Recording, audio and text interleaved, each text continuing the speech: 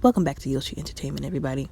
So this story is actually about a week old or so, but I still wanted to, bring my thoughts on it. So I believe this happened in Omaha, if I'm not mistaken.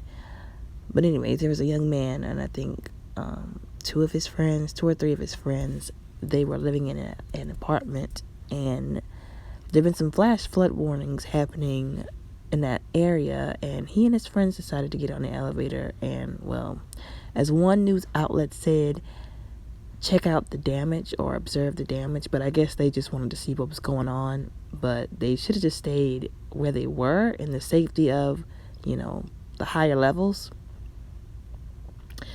But they went down, they took an elevator down, see the flooding, and the flooding came into the elevator, and they almost drowned. They were able to call their friends who were able to pry the doors open to get them out.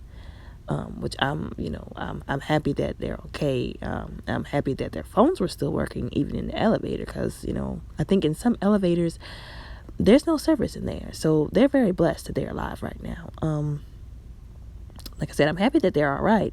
Although we can learn something from this, take away something. And there was one news outlet, I forgot what the name of it was. One of the people were saying we've got to take this kind of stuff seriously. These natural disasters, especially stuff like flooding, water. Like, I don't know how many people overall know how to swim. Well, for them it wouldn't have really mattered anyways, because they only had so much space to go before drowning. But we got to start taking this stuff seriously, and we got to get our survival tactics need to be better. That's the number one thing with elevators, especially. Like, whenever a natural disaster is happening or an emergency like a fire or something, you never get on an elevator, because if it malfunctions, which 9 times out of 10 it will, you're stuck on there. And with a fire and metal boxes, which an elevator basically is, don't go together, especially with people inside of them.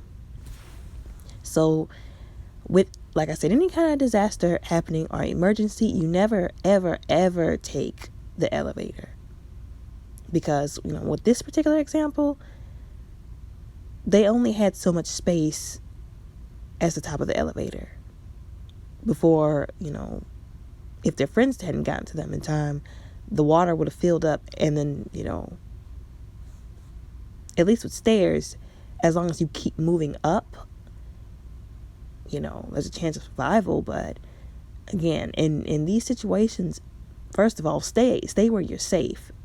And if you have to move, take the stairs, even though it's going to take a long time to do. And even with that, you might have to try to judge the situation and see what's best for you to do. But the best thing really is just to stay where you're safe, stay where you're safest. So I'm glad that his friends were able to get to him in time, and I'm glad that he's all right. But as I said before, we gotta have some survival tactics, and apply them in these situations, so that accidents won't happen, so that fatalities don't happen. But you all tell me what you think in the comments.